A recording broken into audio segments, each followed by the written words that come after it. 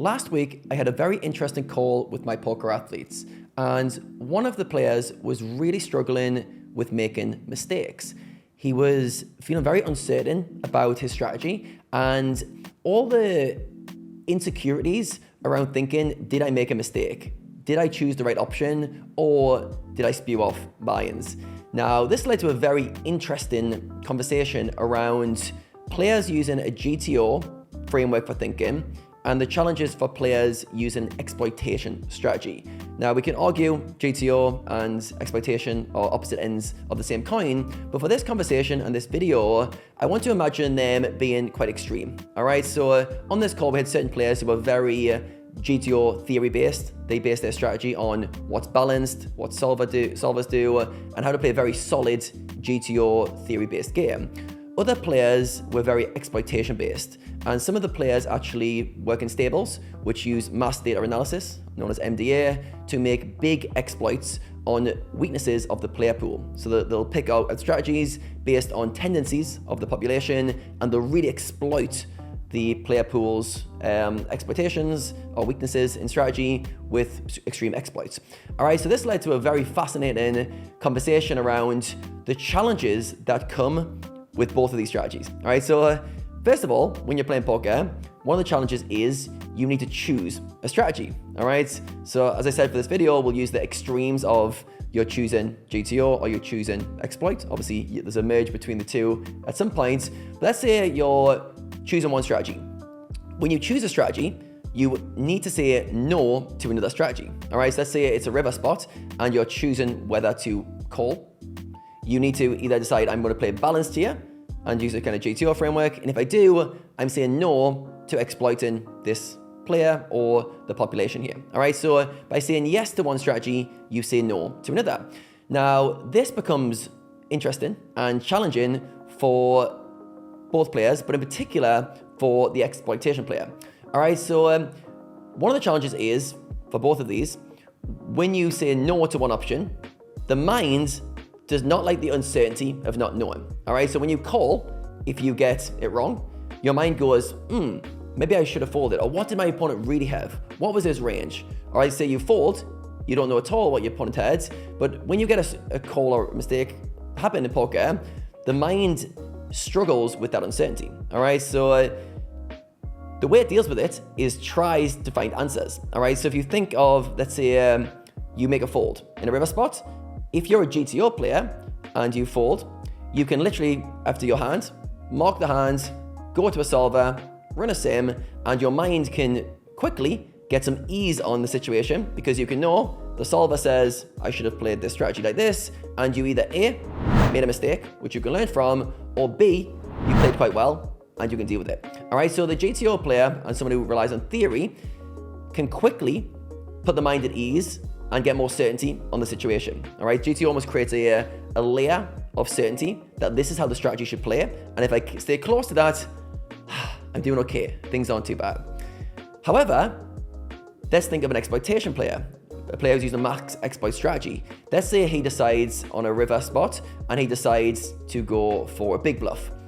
Now, in this scenario, he's trying to exploit this player pool. So let's say he thinks the pool overfolds in this spot. So he's going for a 2x pot size river bet. Now, first of all, he's making an assumption, and he's never going to know if that assumption is correct.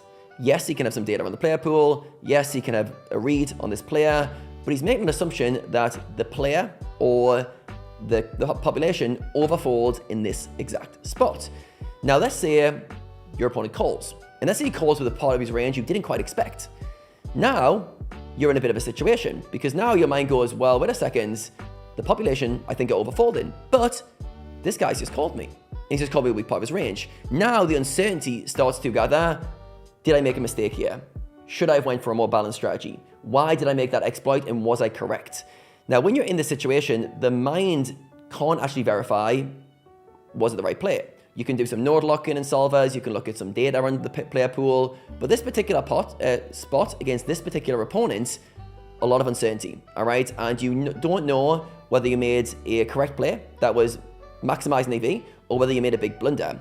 So with exploit strategies, either you're gaining a lot more EV because your assumption was correct and you're making an exploit in the pool, or you're making a big EV blunder and you're spewing off EV because your read was wrong, right? So let's say you're assuming the population overfold here, so you're making a big bluff, but let's say they don't. Let's say they're actually quite balanced, or let's say they overcall in that spot. Now all of a sudden, you're making big mistakes. So this led to a really interesting conversation. We went back and forth between the challenges of playing GTO and the challenges of playing exploits, and most agreed, in fact all of us agreed, that having a good understanding of GTO theory really helps as a safety net. And this is why. Let's say you're playing your A game, all right, and things aren't going well. All right, now if you're a good theory-based player, very often your A game will drift to, let's call it your B game, all right? Because you've got enough theory knowledge that you play quite solid and quite balanced across the board. So if you're having an off day, you can almost fall back to a safety net of GTO. So imagine GTO as a safety net that catches you as you're falling from your A game to your C game, and it sticks the net out and catches you at your B game. And we can see why this is true is because you've almost got this foundational knowledge that even when you're doing badly, even when things aren't going well, you can rely on solid fundamentals to play spots. And generally, you won't be making massive mistakes. On the flip side, however, let's say you're an exploitation player and you sit down to play and you're all confident and things are going well. First of all, you're playing your A game, but then some of your reads just aren't working. Let's say you're just feeling a bit off. You're feeling a bit annoyed, and every decision you're making starts to compound and you're feeling more and more annoyed and frustrated at your strategy. Often for these players, they go from their A game straight down to their C game. All the exploits that were working for them are now working against them, all right? They're in a compromised emotional state and all their reads are off, all right? And they're actually making a lot of blunders and cost themselves EV, all right? So when players don't have much of a GTO kind of theory base to fall back on, they can go all the way from the A game all the way down to the C game, all right? And I've spoken to a lot of players who play a more exploitative strategy, and they all revert to this. They all say, yes, I have days where I'm all over the place. Things are really going badly and I just can't get myself going. On the flip side, they have amazing days when all the reads feel perfect and they're exploiting the player pool massively.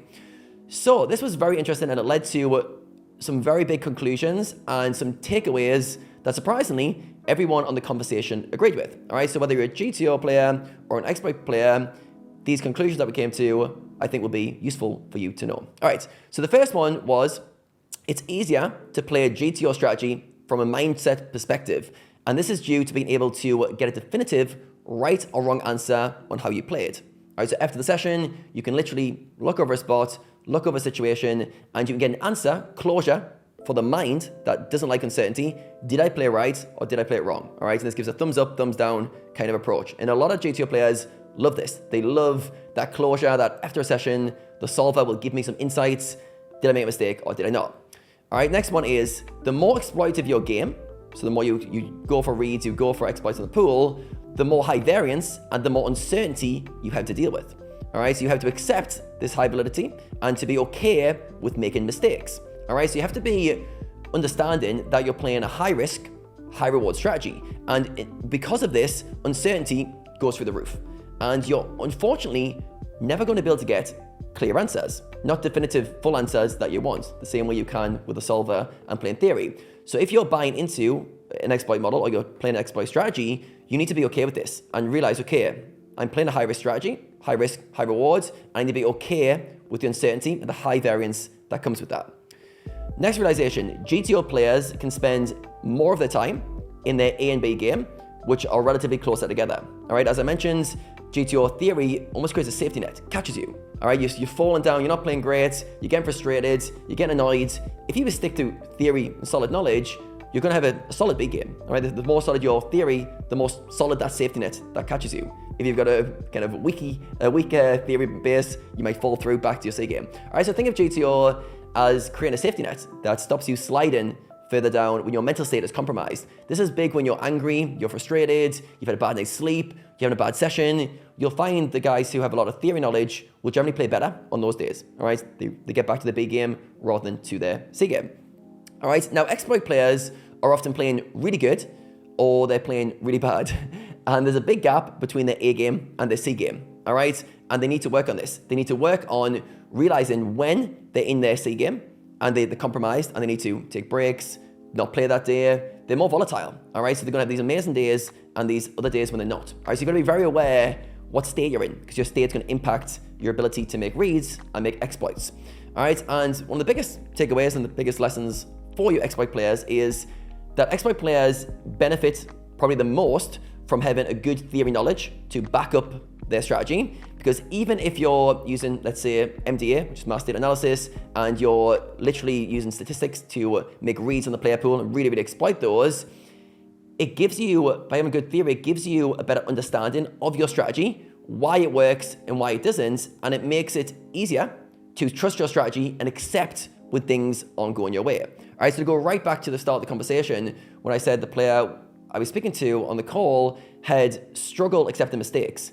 The problem he was having is because he didn't have a good enough GTO theory background, and he was trusting a lot of MDA, master data analysis reads on the pool, but when it wasn't going well, the uncertainty was driving him crazy. He was like, am I spewing off chips? What am I doing here? All right, so realizing that if we build enough of a solid base with theory, we'll protect ourselves from that uncertainty. Obviously, it's still there, but it creates a little bit of a safety net, like I've been saying, that protects you when things are going badly. All right, so hopefully these are good takeaways. I really found it interesting to think about GTO and exploit from a mindset perspective. I haven't really heard anyone speak about this on these terms, so hopefully it's interesting for you. Let me know in the comments below. Are you a GTO style player or more of an exploit player? And what are some of the challenges you experience when trying to implement your strategy? All right, guys, see you in the next video.